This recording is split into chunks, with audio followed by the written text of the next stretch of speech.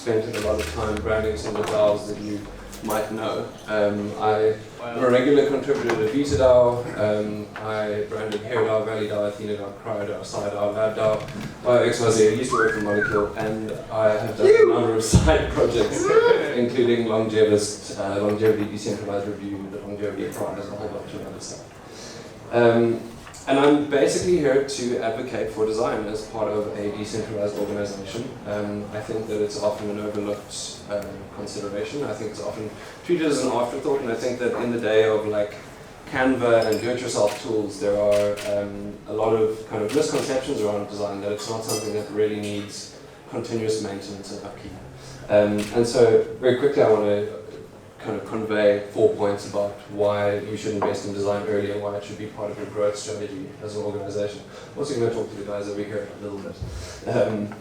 But yeah, the first point is first contact. Design is really the first interaction that many people will have with your BioDAO if you're thinking about starting a BioDAO project with any organization, really. And I think it's also really important to invest in it early on because it essentially forces you to crystallize your vision for your mission. It forces you to have a really tough internal conversation about who are we and what is it we're trying to achieve. And when people encounter us out there in the world, what is it that they want to connect with, basically? What's the vision, what's the mission that they're going to be most excited by? The next point is this idea of a call to arms. We're in DeSci. DeSci is trying to fix really difficult problems. And difficult problems require committed people. And even the most noble causes, like Sir William Wallace trying to defend Scotland, or whatever it was he did in the movie, he needs tools. And sometimes those tools are modern tools, and sometimes they're traditional tools.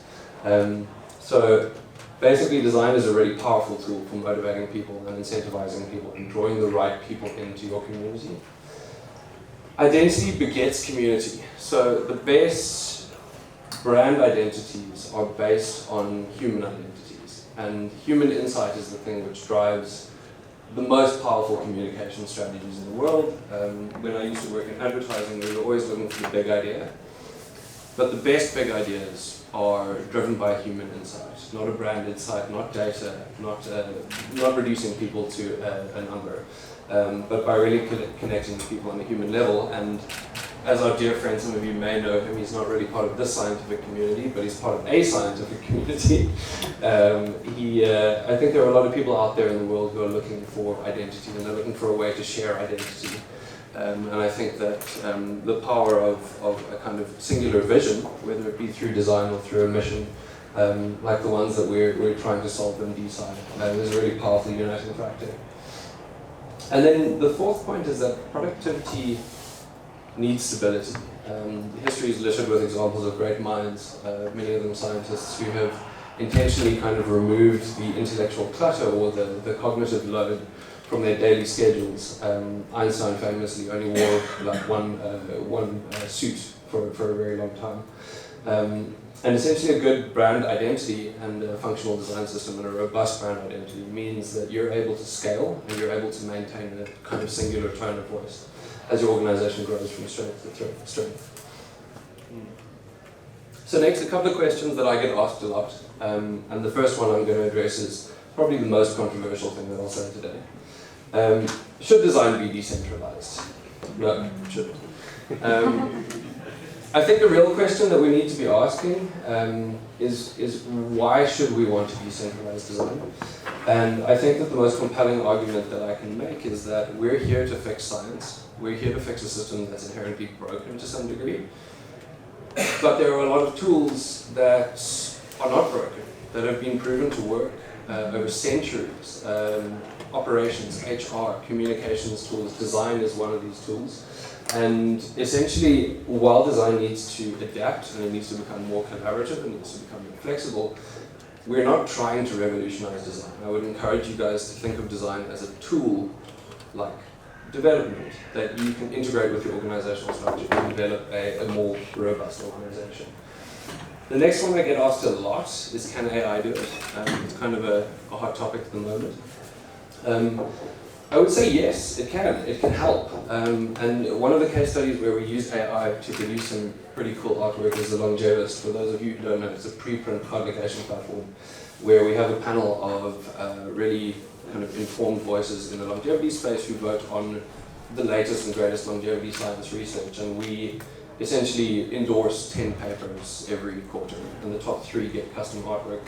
For the first round, we produced a purely AI generated artwork, which you see on the left here. I think that Maria did this. Maria, if you're here. So this was Mid-Journey. This is P16 dependent upregulation of PEL1, impairs immunosurveillance of senescent cells. So this is what Mid-Journey produced on the left, and then on the right is kind of a collaboration between myself and Mid-Journey, where I introduced some more specificity to the artwork and made some adjustments to build it out into a slightly more kind of complete composition. But most importantly, besides fixing the camera lens in the middle, I also added some microbes and made it a little bit more scientifically relevant. And then when we decided, okay, it's quarter 2 now, we need to do more artwork, but it's got to feel the same, it was really hard to replicate this. So the Mid-Journey generations would really do a good job of creating this Bauhaus style of artwork, but it was impossible to tell it exactly what we wanted in the space. So we ended up copying the AI. So this is a bespoke artwork. Everything here was created by hand. But the thing that made this so kind of empowered by AI was the ability to generate like hundreds of compositions and choose the best one, and then recreate those compositions manually using a pack of tools that basically allowed us to be really specific. So this is effects of anti-diabetic drugs on mortality risks in individuals with type 2 diabetes. And the pill that this is made up of is metformin, I think. So it's an antibiotic diabetic drug, and then I could manually compose it into the shape of an hourglass. The same thing, this is also from the same quarter. The bowhead whale is the longest living mammal, and there was a study conducted on it. Anti-cancer mechanisms in the longest living mammal, the bowhead whale. The AI can create a whale, and it will look pretty cool, but it won't be a bowhead whale. It'll be a whale. And this also allowed us to kind of stylize these ACGT DNA kind of visuals in the background quite intentionally. AI is quite good at doing specific things, and like this is a really good example where it's custom made to do this one thing and it produces incredible results. But try and get this AI to do anything but a QR code and you're going to have a really difficult time. I like to say that AI is like having a really, really talented intern working for you who can't read a brief and can never do the same thing twice. So where can we use AI in design? We can use it to augment larger creative processes. We can use it to fast-track inspiration, as we did for the Longevist. We can use it as a purpose-built tool, like in the case of the QR code generator, and we can use it when the only constant is change. It's great for really abstract, really kind of free-flowing generative work. The next question I get asked quite a lot, and this is quite a difficult thing to balance, but how do we integrate science and crypto? And I've specifically said crypto because I think that, well, I've chosen the two kind of ends of the spectrum here. There are obviously a lot of audiences in between, a lot of people who dabble in both things, but when we initiated, when VitaDAO was initiated, and I had to do the first design for it, there was really this question of how do we balance pragmatism and delight. Pragmatism coming from the scientific side, but delight is essential in every identity to try and inspire people and try and get people interested in what you're doing and what you're saying. So this is the landing page for VitaDAO, but for researchers specifically. And even though it's got a very research-oriented messaging, it's very kind of specifically targeted at scientists, we still managed to integrate some illustration, which isn't something that you kind of get in a lot of these types of publications. And then VitaDAO kind of takes it a step further because VitaDAO is also able to be really kind of crazy and fun and do these like really out there pieces of merch and pieces of communication which really appeal to the kind of crypto community. But then you get another kind of brand, and I think instead of being dualistic, this brand kind of does both things at once. And this was the first image that I showed to the HairDAO guys in the very first presentation that we did. And this was really like the conceptual identity at the core of HairDAO. it's got the pun, it's got Fabio on the beach, like it just encapsulated everything that HairDAO is today in terms of its tone of voice and its conceptual identity. But of course we had to refine it and we had to get it to a much more polished state, so we integrated a whole lot of elements that balance the business side of HairDAO and of course the party side of HairDAO. And if I can compare the two identities, the VitaDAO is really the Drake meme where he's like the brand that can do both. Wears a suit when talking to the TTOs, but also like, you know, wears the street gear when he's talking to the crypto community. And HairDAO is really business at the front, party at the back, or party at the front, business at the back, actually. But it's really one thing. It's a consolidated kind of conceptual identity. Talking quickly about conceptual identities, that's really the center of every brand. And this is something that I'll share at a later point. You're welcome to take photos of this. But this is every single thing that we've encountered in the journey of VitaDAO being a concept to VitaDAO as it is now as an organization. And at the center, and this is kind of my own framework, but at the center is a conceptual identity, which also has a visual element to it. But that initial image that I shared with you of HairDAO, that's the conceptual identity of HairDAO. The key visual, the thing that really lands the concept, and this is the thing that depends most heavily on a human insight. Then around that you have building blocks, you have functional pieces of foundational design that are used to create a much broader ecosystem of brand experiences. So you have your logo, your typeface, icons, color, graphic devices, patterns, a photographic style, key visual illustration style. If you're thinking about building a BioDAO, these are things that you're going to need to be able to do all of these things that VitaDAO has achieved throughout the course of its existence. Obviously from here, generally, website is the first thing you do, and then it kind of spirals outward from there, but you don't need to tackle it all at once. It's just nice to know that like design is an ongoing thing that requires maintenance. And I think on that note, I'm sure some of you are familiar with this. Quality takes time and talent costs money, and there is no trifecta of great, fast, and cheap. Design is something that is just as hard to do as development. It's just as important to an organization as a well-running piece of code. And so I kind of encourage you all to think of design as something that needs to be part of your organization from day one, but remains a role in your organization all the way to the finish line, whatever that may look like. Just out of interest, I thought I would share what the VitaDAO design org looks like.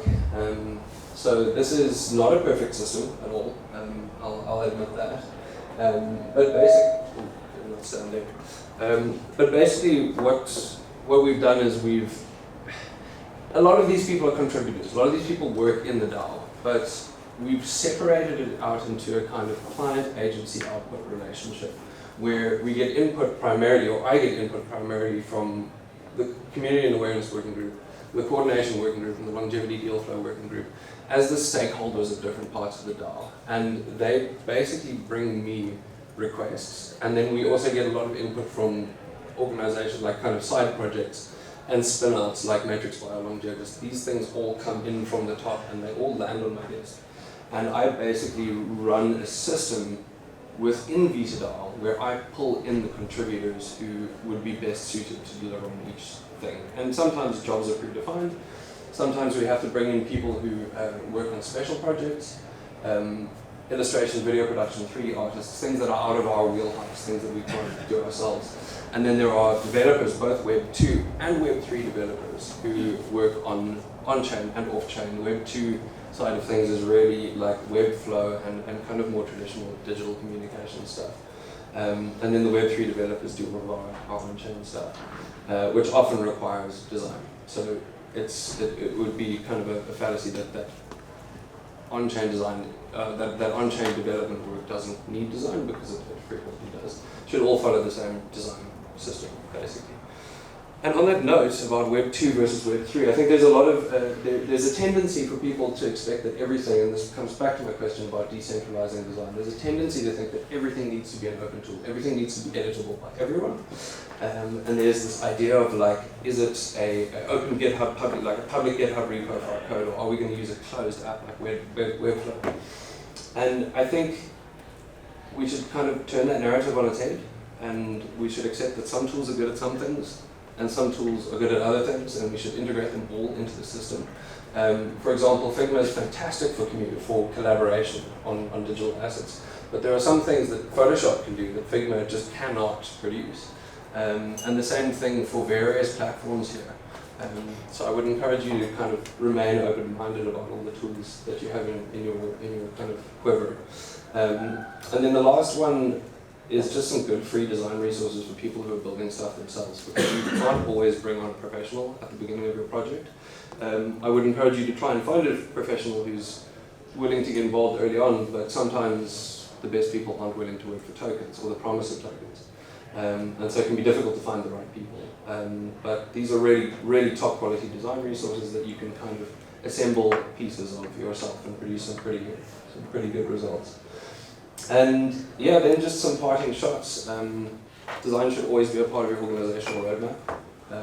You should always partner with a professional. You wouldn't start a DAO without a developer on your team. You wouldn't start a DAO without a tokenomics expert on your team.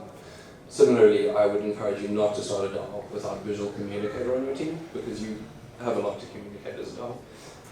The best content is always real content. We've come up against this problem so many times in all the DAOs that I work for, where it's really hard to attract talent and to communicate what the culture of the DAO is without real photographs of real contributors getting together and building stuff. So whenever you're at a meetup, whenever you're at a DeSci Berlin, or whenever there are 3 or 4 of you in the same city at the same time, you go for drinks, whatever it is, take photos, document it, keep a repository, share that stuff, put it on social media. Traditional solutions can sometimes fix modern problems. So there are systems that have been proven to work that will still apply to the decentralized science world. And then lastly, I would urge you all to embrace technology, but always remember that you're speaking to humans. And that on the other side of your mission to fix science are people who are affected by this mission. And the best way that you can create a community is to remember who your audience is at the end of the day. And that's my talk. Thanks very much.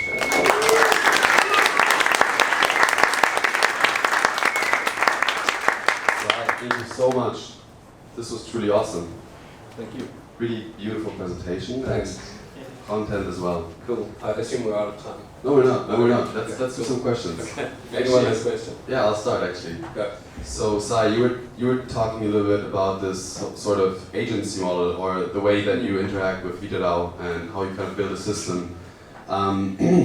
What are some of the things that still go wrong, and what are things that DAOs should be looking to prevent when onboarding designers to not, get on the wrong side and kind of toss them away again because they feel like, something's not going right?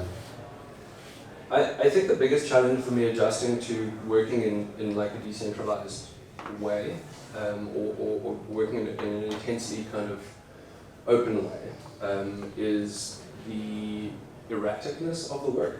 And I think that any stability you can provide, any lead time you can provide for design work is going to a good place. But of course, the right designer is someone who's able to work within these kind of erratic conditions, unpredictable conditions. It's a very fast-paced kind of design. I come from a very traditional background, working in advertising and illustration and like traditional design and branding agencies. So perhaps part of the onboarding process could be just making sure that whoever you're working with understands the nature of the piece. Awesome, many things.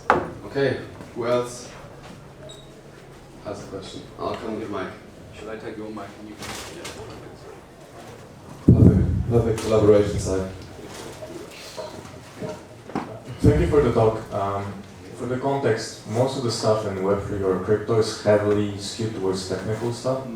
So what's a fair way to value design, comms, and brand? To value it? Well, I think it's undervalued. Sure. So how to go about it? Right.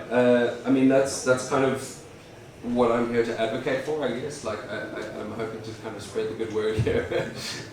But it's up to the people at the very epicenter of the DAO, if it's a bio DAO or the project, to place priority on it up front. Like, it's not really up to the community. The community is attracted through design.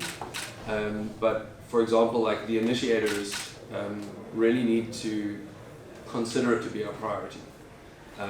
There's no amount of kind of like, I can talk myself blue in the face, but if the people who are in charge of allocating resources, incentivizing contributors, don't believe that design is a valuable asset, then it will never really be at the forefront of what we do. Yeah, thank you very much for the interesting topic. I have this question regarding like balancing interests of Web 2 and Web 3 users. Could you share please some examples, approaches, how you usually do it in terms of designing Web 3 specific products? Right. I think that actually comes down to messaging more than it comes down to visual design. I think that we've really got our jobs cut out for us just balancing science and Web3, or just balancing science and crypto, to use the extreme example. What we've done in VitaDAO, I mentioned this earlier in a conversation, is we've learned that certain messaging resonates better with certain audiences, but the brand language, the visual design system can remain the same. So what we typically do with VitaDAO is, as an example, I mean there's a ton of different ways you can do this, but with VitaDAO we speak in very technical terms to researchers, but we're also running a campaign where we're trying to get more kind of Web 2 fiat token holders, so people who are willing to contribute monthly to the success of the organization, but don't really want like a MetaMask wallet. They don't really want to hold tokens themselves. And so what we're able to do is we're able to create a multi-sig that holds the tokens of all the people who've invested in the DAO's success. But in order to connect with that community, one of the things we realized, so I'm talking mostly about visual design and branding, but I also do a lot of the kind of communications design for VitaDAO. And we realized that we had to speak specifically about people's families. And a lot of the messaging that resonated best with the test group that we kind of put this in front of was things like, instead of these cool, like psychedelic VitaDAO illustrations, pictures of like a family walking down the road on the mountain, and a guy holding his children's hands and being like, it's not just longevity, it's also a health span. So really fine-tuning the message to address people who are concerned about their health's impact on the people that they love, for example. Yeah, so I think taking Web 2 users into a Web 3 space is about creating accessible messaging and trusting that the brand can do the work once they connect with that messaging. Anyone else? Yeah. Hi, I actually have two questions in one. It's about the design aesthetic. Should a company base the aesthetic on their own values, or should they base it on the audience that they're addressing? Because say, for example, if the values of the company are very fine, but the audience that they're addressing is, in a way a crude sort of group of people, how would that sort of turn out? And the second question again about the design aesthetic is, should it be something that's global or should it be hyper-local? Like, because for a startup you really don't know where you're going. So yeah. Thank you. Just to answer your second question, while it's on the top of my head, I think it has to be global. I think it has to be universal. I think like in the world of decentralized, like I would have a very different answer if we were talking about like a brand that sells wellness products in my hometown and it's owned by like a family and they're selling to a very exclusive community. But here you have to try and hit the widest possible audience with the data that you have available. Then I think back to your first question, like should a brand be true to itself in order to connect with an audience? I think there's a fundamental problem if the people that you're selling a product to are not aligned to your vision as a startup, say. And I think that the same goes for DAOs. I don't think that, we sometimes make this trade-off and we go, I'm going to put on this hat and I'm going to go and sell this thing.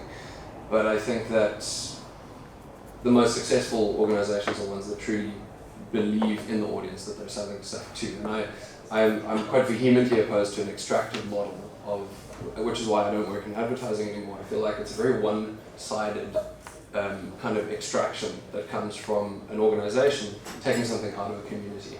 And I think that's because the art of advertising, what makes advertising good, is being able to put on 10 different hats in the course of the week and sell something to different people.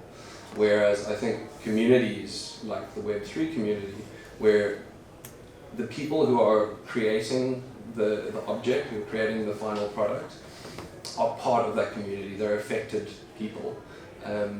Like the community in HairDAO are, the people who are producing the work in HairDAO are also affected patients. And I think that that's the kind of recipe for success.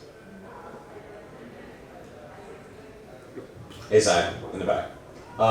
So I hear you on the AI can definitely not produce what you could produce. I don't think anyone is here to debate that. But I guess in terms of thinking of how do we best prompt a designer, right? Like what is your optimal level of priming versus over priming and asking for too much detail versus giving you creative freedom?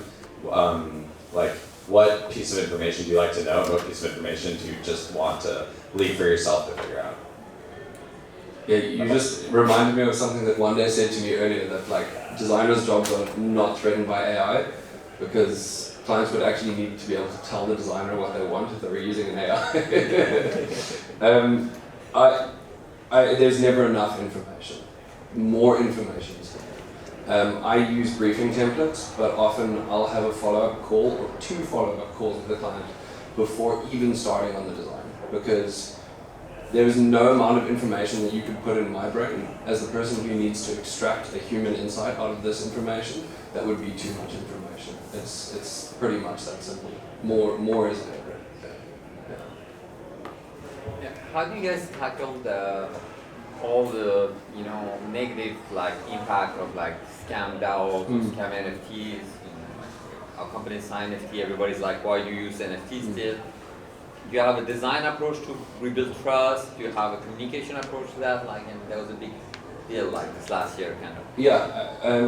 So the strategy is just make things good as possible. Make them excellent. And unfortunately, it's beyond my control whether a client approaches me and 2 years later turns out it was a bit of a pump and dump situation. But the design process can add such a high level of legitimacy to any project that I guess it's up to every designer to use their best intuition about what feels scammy and what doesn't. And they just do really good work, basically. That's the idea. Create credibility through good work, through highly polished, meticulous design work. Yeah. Lady in the back first. And then you. Yes. And then you. A bit of a boring operational question, but given that DAOs often have contributors that change quite a lot, and they might work with one professional designer at one point, and a few minutes later, maybe it's a different professional designer, how would you recommend that's handled to kind of ensure business or DAO continuity in the design if the designer itself is changing? Yeah, that's a really good question, not a boring one at all. It's one that we're trying to solve currently.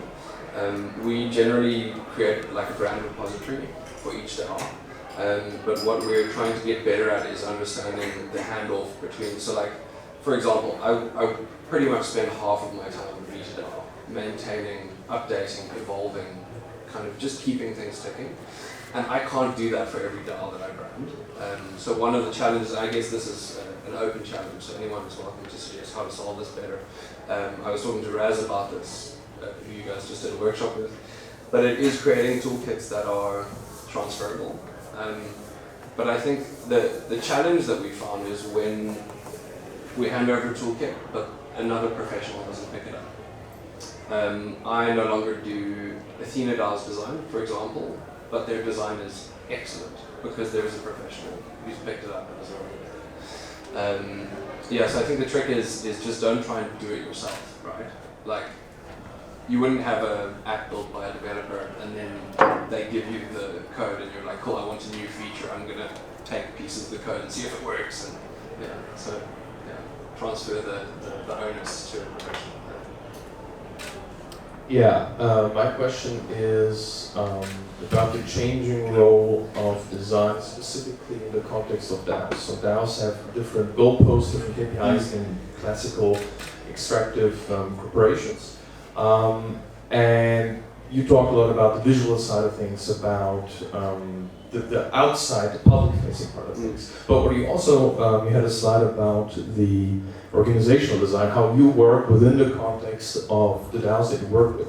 So what I would like to hear more about is what you think about the role of a designer or design as a function of an organization and applying that to itself. So basically, what can we expect? Should there be synchronicity between what a designer classically does and what the organizational design looks like of the organization he or she is active in?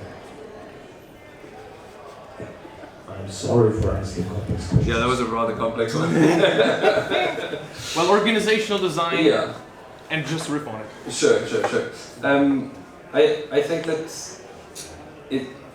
it's worth sampling a little bit of both worlds. So like, I think I struggled the most when I was trying to implement completely traditional systems within VitaDAO. So I came from like a kind of project manager, operations manager, creative director, art director, client liaison world. And that just doesn't exist in the world of DAOs. So the model that we've found is currently working best, which is always changing, it's always evolving, is one that takes the best parts of the kind of traditional creative agency model, which, to be honest with you, is really just having an individual person who holds the creative vision and can quality control and can check every piece of creative that goes out, but then being flexible enough to pull in a whole lot of different contributors as needed. The mistake would be to think that once we've got a brand toolkit, anyone can do it, and there isn't one source of supervision creatively. So I think that's where things differ a little bit. Yeah. Awesome. Let's give it up for Si, guys.